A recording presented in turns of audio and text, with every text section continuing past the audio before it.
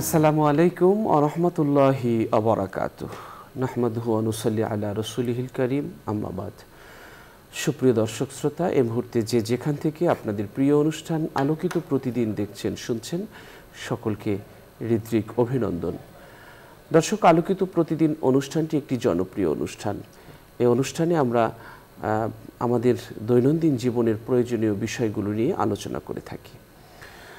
আমরা একদিন এই পৃথিবীতে ছিলাম না, আজ আছি, আবার একদিন থাকবো না। আর এই পৃথিবী থেকে যাওয়ার সময় পরকালীন একটি জীবন আছে। সেই জীবনের জন্য এখান থেকে কিছু সঞ্চয় করে নিয়ে যেতে হবে আমাদেরকে। আর সেই সঞ্চয় করার জন্য আমাদের পুরো জীবনটাই কালিমার লাগাম আমাদের অন্তরে লাগিয়ে রাখতে হবে।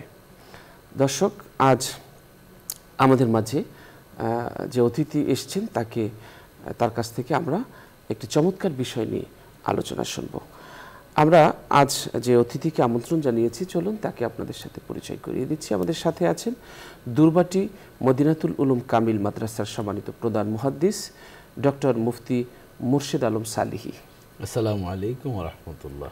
ওয়ালাইকুম আসসালাম ওয়া রাহমাতুল্লাহি ওয়া বারাকাতুহু। মোহতারাম, কেমন আছেন? আলহামদুলিল্লাহ, আল্লাহ পাক অনেক ভালো রেখেছেন। আপনি কেমন আছেন? আলহামদুলিল্লাহ, ভালো আছি। দর্শক, আজ আমরা যে বিষয়টি নিয়ে আলোচনা করব সেটি হচ্ছে কালিমার মাহাত্ম্য ও ফজিলত।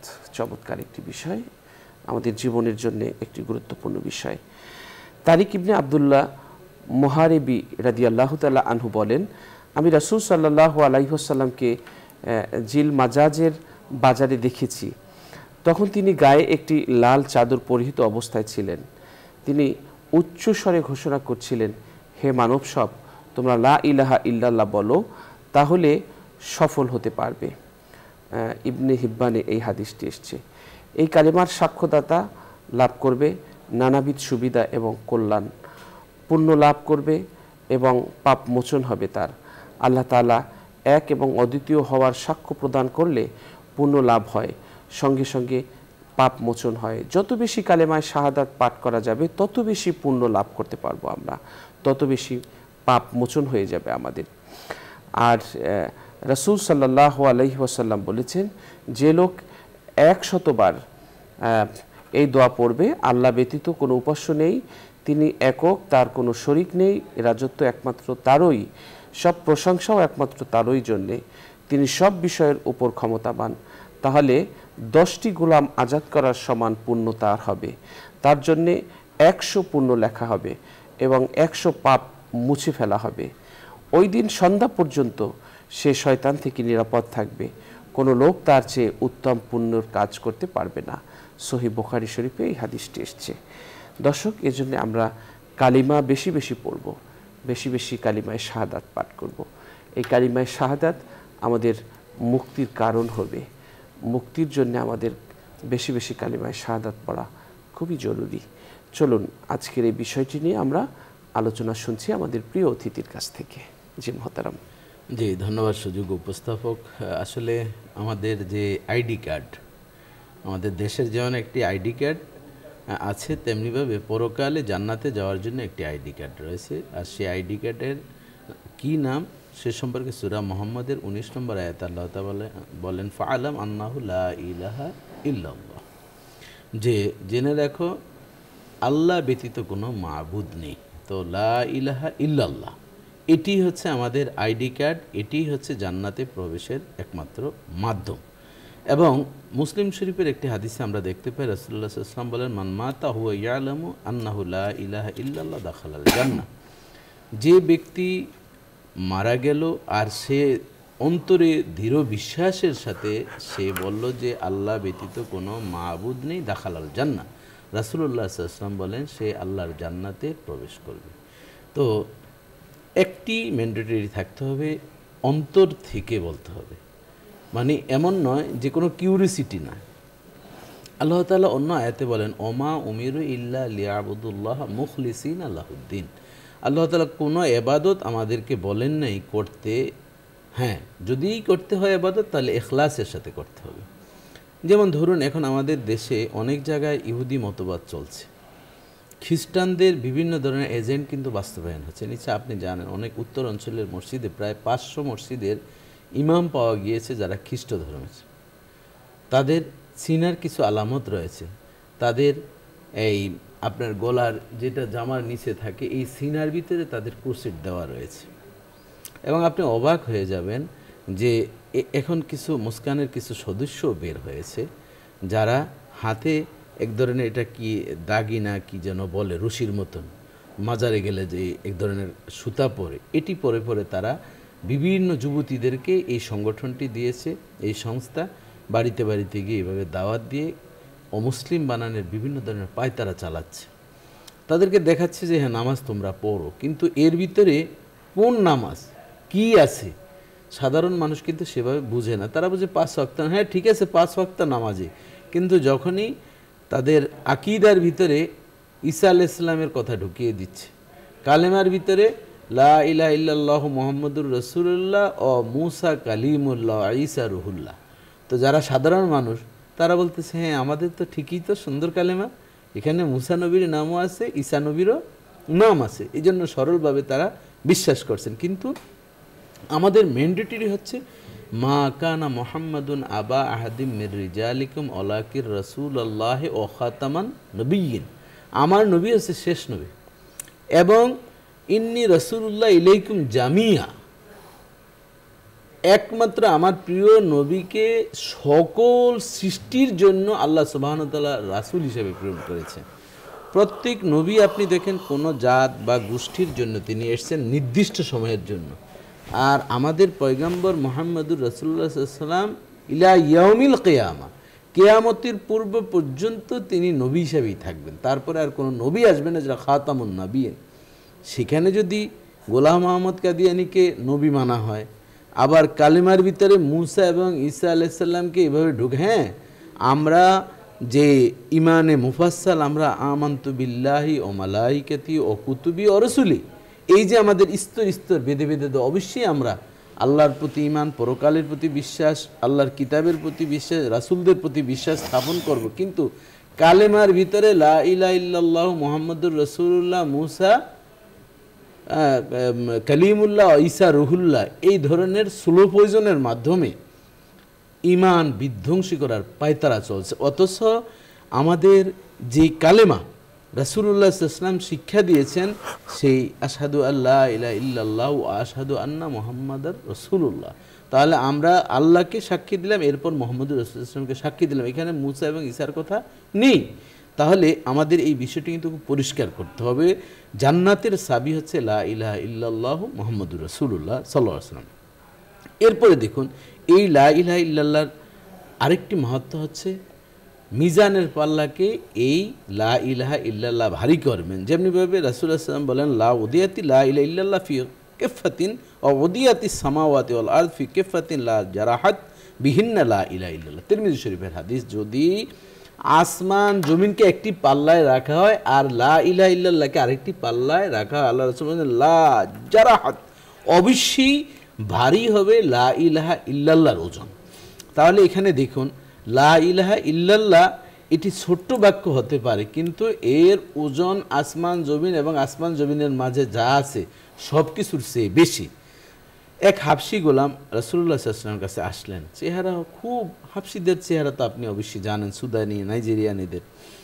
তো আল্লাহ রাসূল কাছে এসে বলেন, ইয়া রাসূলুল্লাহ আপনি তো নবী, আপনার সম্মান অনেক বেশি, তো আমি কদাকার, আমার মুখে অনেক দাগ, আমি তো আপনার যেখানে থাকবেন, যেই জান্নাতে থাকবেন, দুনিয়াতেও আপনার পর্যায়ে যাওয়া বা আপনার অবস্থানে যাওয়া সম্ভব না, পরকালে আপনার সাথে জান্নাতে কি যাওয়ার আর আমাদের নসিব আছে? আর আমি জীবনে যে পাপ করেছি তাকে আল্লাহ ক্ষমা করবেন? তখন আল্লাহ রাসূল সাল্লাল্লাহু আলাইহি ওয়াসাল্লাম মুস্কি হাসি দিয়ে বললেন, হাবশি গোলাম, তোমার এমন একটি আইডি আছে যে আইডি গ্রহণ করলে রব্বুল আলামিন তোমার পেছনের সমস্ত গুনাহ মাফ করে তোমাকে মাসুম বানিয়ে ফেলবেন, আর তুমি যতই কদাকার থাকো ওই কদাকার আর তোমার থাকবে না, তোমার চেহারা থেকে রব্বুল আলামিন এমন নূরের ঝলক বের করবেন 1000 মাইল দূর থেকে তোমার চেহারার আলো দেখতে পারবেন। ওই হাবশিগুলো অবাক হয়ে গেলেন, তাই? এরপর আল্লাহ রাসূল বললেন, সেই ব্যক্তি হাবশি গোলাম বলল, ইয়া রাসূলুল্লাহ ঠিক আছে, আমার এত মর্যাদা, আমি কি তাহলে আপনার সাথে কি আপনি যে জান্নাতে থাকেন সেখানে আমি কি থাকতে পারবো? আল্লাহ রাসূল, হ্যাঁ তাও তুমি পারবে। এরপর হাফসি গোলাম বলে, তাহলে আমার কি করণীয়? রাসূল সাল্লাল্লাহু আলাইহি ওয়াসাল্লাম বলেন, একটি তোমার দায়িত্ব, তুমি যে ধর্মের উপরে আছো সেই ধর্মকে বাদ দিয়ে তুমি পড়ো আমার সাথে লা ইলাহা ইল্লাল্লাহু মুহাম্মাদুর রাসূলুল্লাহ সাল্লাল্লাহু আলাইহি ওয়াসাল্লাম। এবার এক লা ইলাহা ইল্লাল্লাহর মাধ্যমে তিনি একটি জান্নাতি মানুষে পরিণত হয়ে গেলেন। পরবর্তীতে সে প্রশ্ন করলেন, ইয়া রাসূলুল্লাহ, আপনি যেই কথা বলছেন সব আমি বিশ্বাস করি, আমার তো এখন আমলের পাল্লা একেবারে জিরো, আমি আমলের পাল্লাকে ভারী করার জন্য কি করতে পারি? রাসূলুল্লাহ সাল্লাল্লাহু আলাইহি ওয়াসাল্লাম বললেন, সুবহানাল্লাহি বিহামদিহি সুবহানাল্লাহিল আযীম, কালিমাতানি হাবিবাতানি ইলার রহমান সাকিলাতানি ফিল মিজান খাফিফাতানি আলাল লিসান সুবহানাল্লাহি বিহামদিহি সুবহানাল্লাহিল আযীম। বুখারী শরীফের সর্বশেষ হাদিস। রাসূলুল্লাহ সাল্লাল্লাহু আলাইহি ওয়াসাল্লাম বললেন, দুটি কালেমা আল্লাহর কাছে খুব পছন্দ, মিজানের পাল্লায় খুব ভারী আর মুখে উচ্চারণে খুব সহজ, তা হচ্ছে সুবহানাল্লাহি বিহামদিহি সুবহানাল্লাহিল আযীম। আর যদি এই কালেমা তুমি যদি পড়তে পারো, তামলাউ মা বাইনাস সামাই ওয়াল আরদ, আসমান জমিনের মাঝে যে খালি জায়গা, সেই খালি জায়গা তোমাকে সওয়াব দিয়ে পরিপূর্ণ করে দিবে। তাহলে দেখেন যে সে ছিল একজন অমুসলিম, বিধর্মী ছিল, এই লা ইলাহা ইল্লাল্লাহ কালেমার মাধ্যমে তার পাল্লাকে রব্বুল আলামিন ভারী করেছেন। আরেকটি বিষয় হচ্ছে গুনাহ মাফের মাধ্যম হচ্ছে এই লা ইলাহা ইল্লাল্লাহ মুহাম্মাদুর রাসূলুল্লাহ। রাসূলুল্লাহ সাল্লাল্লাহু আলাইহি ওয়াসাল্লাম বলেন, আন্নাল্লাহ সাইয়ুখরাজু মিনান নার মান ক্বালা লা ইলাহা ইল্লাল্লাহ ফি কলবি মিসকালা জাররাতিন মিনাল ঈমান। তিরমিজি শরীফের 3386 নম্বর হাদিস। রাসূলুল্লাহ সাল্লাল্লাহু আলাইহি ওয়াসাল্লাম বলেন, যার কলবির ভিতরে জাররা পরিমাণ ঈমান রয়েছে। এখন জাররার ব্যাখ্যায়, এই হাদিসের ব্যাখ্যায় আল্লামা কিরমান রহমতুল্লাহ আলাইহি চমৎকার বলছেন যে এবং ইবনে হাজার আসকালানী রহমতুল্লাহ আলাইহি হাদিসের ব্যাখ্যা করে বলছেন যে জাররা বলতে কি বোঝায়, একটি সরিষার বিচিকে যদি 80 ভাগ করা হয়, এই 80 ভাগের 1 ভাগকে জাররা বলা হয়, যেটা অণু পরমাণু। যেমন ধরুন আমরা যদি কোনো ছিদ্র দিয়ে, টিনের ছিদ্র দিয়ে যখন সূর্যের কিরণটা প্রবেশ করে, তখন দেখবেন কেমন যেন একটা বালির মতন কি যেন উঠছে, সেটি হচ্ছে জাররা। একটা সরিষাই বা কতটুকু, এটাকে 80 ভাগ করলে কতটুকু, এই পরিমাণও যদি কারো কলবির ভিতরে লা ইলাহা ইল্লাল্লাহর এই ঈমান পাওয়া যায়, সে অবশ্যই জাহান্নাম থেকে মুক্তি পেয়ে আল্লাহর জান্নাতের মেহমান হবে।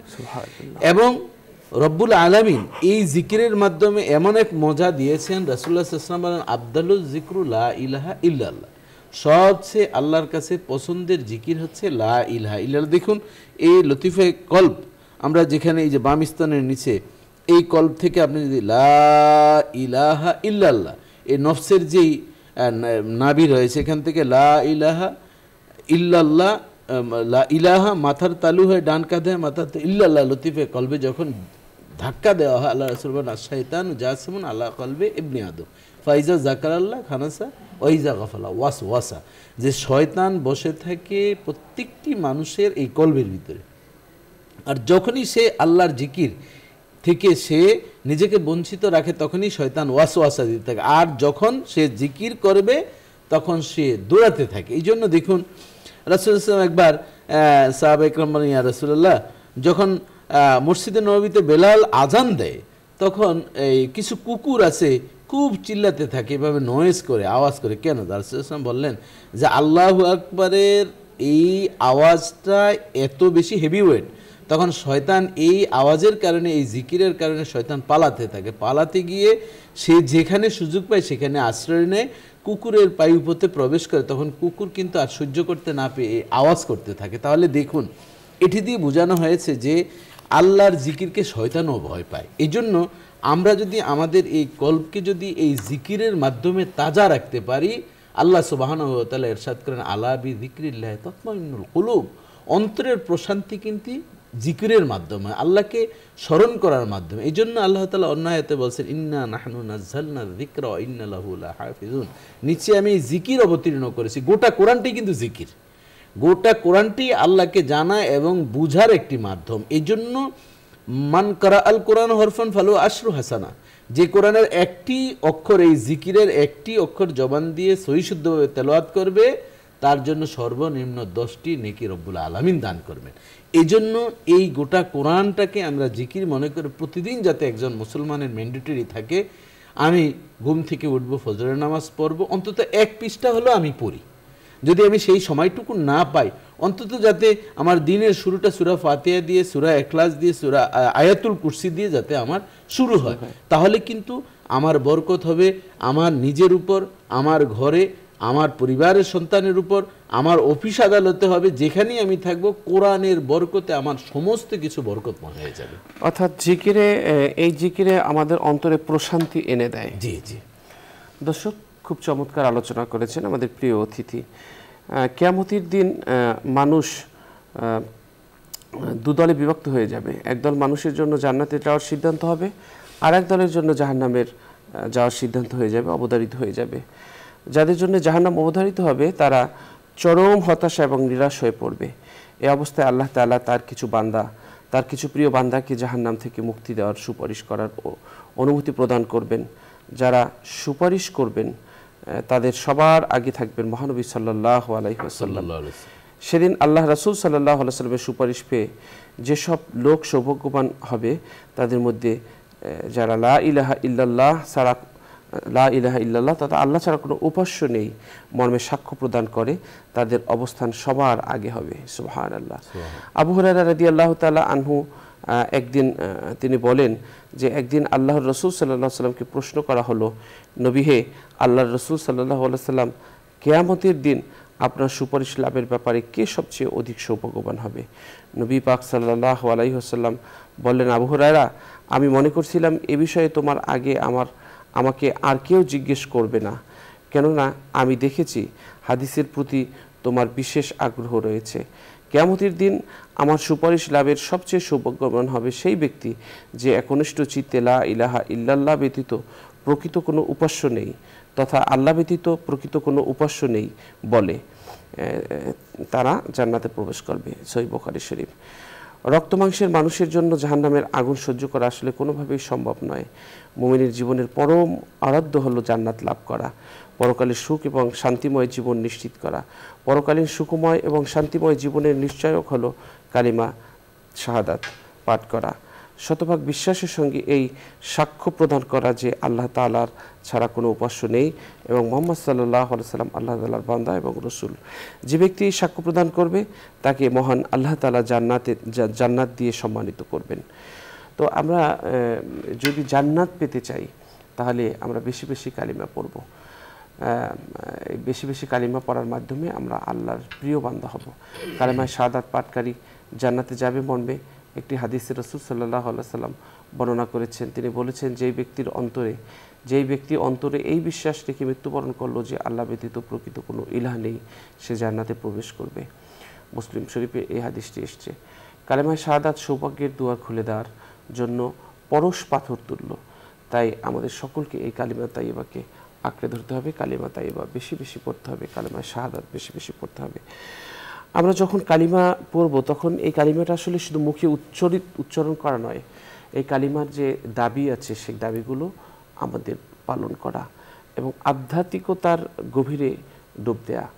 কালিমা পড়ার সাথে সাথে কালিমা আমাদেরকে যা থেকে বিরত থাকতে বলে, যেদিকে অগ্রসর হতে বলে সেদিকে অগ্রসর হতে হবে, যেদিক থেকে বিরত থাকতে বলে এই কালিমার শিক্ষা সেদিক থেকে আমাদের বিরত থাকতে হবে। আল্লাহ তাআলা আমাদের যেই পথগুলো গুনার চিনিয়ে দিয়েছেন সেই গুনার পথ আমাদের ছাড়তে হবে। আমাদের জীবনকে ঝকঝকে তকতকে করতে হবে, পরকালের জন্য উন্নততর, মহত্তর, পবিত্রতর করে গড়ে তুলতে হবে। এজন্য সহায়ক হবে বেশি বেশি কালিমায়ে শাহাদাত পড়া, কালিমায়ে তাইয়্যিবা পড়া। দর্শক, চলুন আমরা এই বিষয়টি নিয়ে আরও আলোচনা শুনছি আমাদের প্রিয় অতিথির কাছ থেকে। জি মোহতারাম। জি, ধন্যবাদ আপনাকে। আসলে আপনি যেমনটি বলছেন যে আসলে লা ইলাহা ইল্লাল্লাহ শুধুমাত্র এটা ওই যে মিছিলের মতন না, দিতে হবে দিয়ে যাও। জিজ্ঞাসা করলো যে কি দিতে হবে, কি দিয়ে যাও? না, ওই সামনের ওলাদা মিছিল দিতেছে তো এখনও শোনার সুযোগ হয় না, মিছিল শেষে জিজ্ঞাসা করব। এরকমও কিন্তু আমরা অনেক সময় মিছিল দেখি।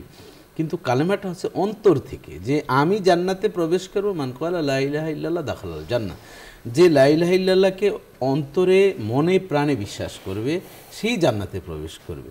এই জন্য সেটি যাতে আমার মুখেও যেমন থাকে এবং বাস্তবেও যাতে আমরা দেখাতে পারি প্রতিটি কাজে। এই জন্যই তো ইমাম আবু হানিফা রহমতুল্লাহ আলাইহি বলছেন ঈমান কাকে বলা হয়। তিনি বলতে গিয়ে বলছেন যে ঈমান হচ্ছে যে তাকে ইকরার বিল লিসান ও আমল বিল আরকান, হ্যাঁ, তিনি বলছেন যে আমার কলবির ভিতরে আল্লাহকে লালন করতে হবে এবং জবানও সেটাকে আমার স্পষ্ট করতে হবে এবং আমল বিল আরকান বাস্তবে সেটা আমার মানে বাস্তবায়ন করতে হবে। যেমন ধরুন আমি লা ইলাহা ইল্লাল্লাহ বললাম, কেউ আমাকে টাকা দিল 1 কোটি টাকা, দেওয়ার পরে এখন তুমি আল্লাহকে বাদ দাও, তুমি আমাদের সাথে আসো, কারে অসুবিধা নেই, আসি, মানে এই যে আমরা গ্রহণ করছি, তাহলে তো আপনি নাস্তিক হয়ে গেলেন, মুরতাদ হয়ে গেলেন। এখন মুরতাদদের কি করা? এদেরকে হত্যা করা, এটি হচ্ছে ইসলামী শরীয়তের বিধান। এই জন্য আমরা টাকার মোহের কারণে যাতে আল্লাহকে ভুলে না যাই, টাকার মোহের কারণে রাসূলুল্লাহ সাল্লাল্লাহু আলাইহি ওয়াসাল্লামের অবমাননা যাতে আমরা না করি, লা ইলাহা ইল্লাল্লাহর সাথে দ্বিতীয় যেই আরশে আজিমের মধ্যে লেখা ছিল সেই লা ইলাহা ইল্লাল্লাহ মুহাম্মাদুর রাসূলুল্লাহ, দেখুন কত চমৎকার মিল।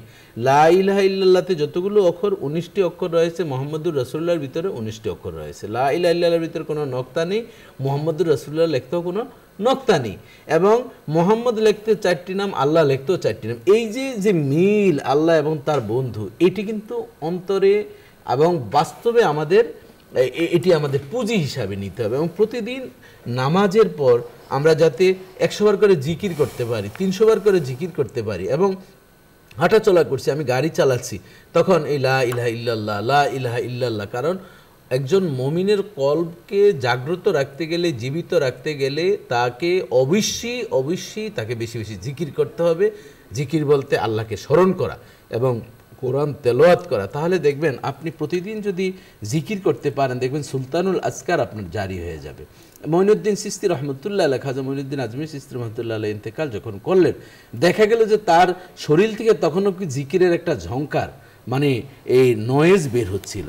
এবং তার মুরিদানরা যখন দেখতে গেলেন, কাফনের কাপড় সরানো হলো, তখন দেখলেন হাবিবুল্লাহ মাতাফি হুব্বিল্লাহ, এটি তো কেউ লেখে যান নাই, এটি অটো সিস্টেমে আল্লাহর পক্ষ থেকে লিখিত হয়ে ভাসমান হয়েছিল যে আল্লাহর ভালোবাসার ব্যক্তি আল্লাহর কাছে চলে গেছেন। এই জন্য আমার যাতে এই লা ইলাহা ইল্লাল্লাহর জিকিরটা দুনিয়াতেও যেমন থাকে, আমার ইন্তেকালের পরেও যাতে আমার কাফনের কাপড়ে লেখার প্রয়োজন নেই, বরং এটি যাতে আমার চেহারায় ভেসে উঠে এবং আমাকে যখন মুনকার নাকির জিজ্ঞাসা করবে, আমি যাতে এই জিকিরই আমি করতে থাকব। আমার তো কিছু আনাল হক আপনি জানেন যে ইতিহাসটি, সেটি নিয়ে এখন আলোচনা করলে সময় যেহেতু নাই, তাহলে একজন আল্লাহর ওলি আনাল হক বলতে তিনি আমি হক বলতে উনি আল্লাহকে মিনস করেছেন। এবং ওই পর্যায়ে যেমন জিকিরের বিষয়টা এমন এসেছে যে তোমাকে মানুষ পাগল বলুক, পাগল বলা না পর্যন্ত তুমি এভাবে আল্লাহর জিকির করতে থাকো, কিন্তু নামাজ বাদ দিয়ে নয়, হ্যাঁ, রোজা বাদ দিয়ে নয়, হজ বাদ দিয়ে নয়। এজন্য সেই ভণ্ডামি বাদ দিয়ে আমাদের জিকিরটা যাতে এই নামাজ, রোজা, হজ, জাকাত, অন্যান্য ইবাদতের সাথে এই জিকিরটাও যাতে আমার সঙ্গী হয়। আর এটাকে যদি আমি আমার আইডি কার্ড হিসেবে গ্রহণ করতে পারি, নারী হোক পুরুষ হোক যে কোনো মুসলিম অবশ্যই দাখালাল জান্নাহ, রাসূলুল্লাহ সাল্লাল্লাহু আলাইহি ওয়াসাল্লাম সেই হাদিস অনুযায়ী সে জান্নাতে অবশ্যই যাবে, এটি আমি প্রত্যাশা করছি আজকের অনুষ্ঠানে। অনেক অনেক ধন্যবাদ মোহতারাম। দর্শক, খুব গুরুত্বপূর্ণ আলোচনা শুনেছি মোহতারামের কাছ থেকে। আমরা আসলে এই পৃথিবীতে মনে করছি যে এটাই আমার শেষ, আসলে না, ওপারে অনন্ত এক জীবন আমাদের জন্য অপেক্ষা করছে। রাসূল সাল্লাল্লাহু আলাইহি ওয়াসাল্লাম বলেছেন যে জান্নাতীরা জান্নাত পাওয়ার পর পৃথিবীর সমস্ত নিয়ামতের কথা ভুলে যাবে। জান্নাত পাওয়ার পরও একটি জিনিসের কথা ভুলবে না তারা, সেটি হচ্ছে দুনিয়াতে যে এই সময়টুকু তারা আল্লাহর স্মরণ ছাড়া, আল্লাহর জিকির ছাড়া কাটিয়েছে, ইবাদত ছাড়া কাটিয়েছে। জান্নাতে গিয়েও আফসোস করবে আর বলবে, হে প্রতিপালক, যদি ওই সময়টুকু সুন্দরভাবে তোমার জিকিরের স্মরণে কাটাতে পারতাম, তাহলে হয়তো এর চেয়েও ভালো জান্নাত পেতাম। তাই আসুন, আমাদের জীবন থেকে সময় বয়ে যায়, সময় এবং স্রোত আমাদের কারোর জন্য অপেক্ষা করে না। একটি সেকেন্ড যায়, আমাদের জীবনটা ছোট হয়ে যায়, একটি মিনিট যায়, ঘন্টা যায়, জীবনটা ছোট হয়ে যায়। তাই বরফের মতো সব গলে যাচ্ছে। আইসক্রিমের ব্যবসা যারা করে, তারা যথাসময় যদি আইসক্রিম বিক্রি করে মুনাফা নিয়ে আসতে না পারে, তাহলে গলে যায়। ঠিক তেমনি আমাদের হায়াত নামক এই যে হায়াত নামক ঘড়িটা, এটা কিন্তু প্রতি মুহূর্তে গলে যাচ্ছে, শেষ হয়ে যাচ্ছে, ক্ষয় হচ্ছে। এটা সব গলে যাওয়ার আগে আমাদেরকে ঘরে মুনাফা নিয়ে আসতে হবে, আমাদের বেশি বেশি জিকিরে ফিকিরে থাকতে হবে। আল্লাহ তাআলা সেই তৌফিক দান করুন। দর্শক, অনুষ্ঠানের এ প্রান্তে আমরা একটি মোনাজাত করব। আপনারা যে যেখান থেকে আমাদের এই অনুষ্ঠান দেখছেন, আপনারাও চাইলে আমাদের সাথে মোনাজাতে শরীক হতে পারবেন। اللهم صل على سيدنا ونبينا وشفينا وحبيبنا مولانا محمد صلى الله عليه وعلى آله وأصحابه وبارك وسلم. الحمد لله. الحمد لله رب العالمين، والصلاة والسلام على سيد الأنبياء والمرسلين وعلى آله وأصحابه أجمعين. ربنا لا تزغ قلوبنا بعد إذ هديتنا وهب لنا من لدنك رحمة إنك أنت الوهاب. اللهم آمين. আল্লাহ তাআলা আপনি হাকিম মহাজ্ঞানী, সমস্ত প্রশংসা আপনার জন্যে।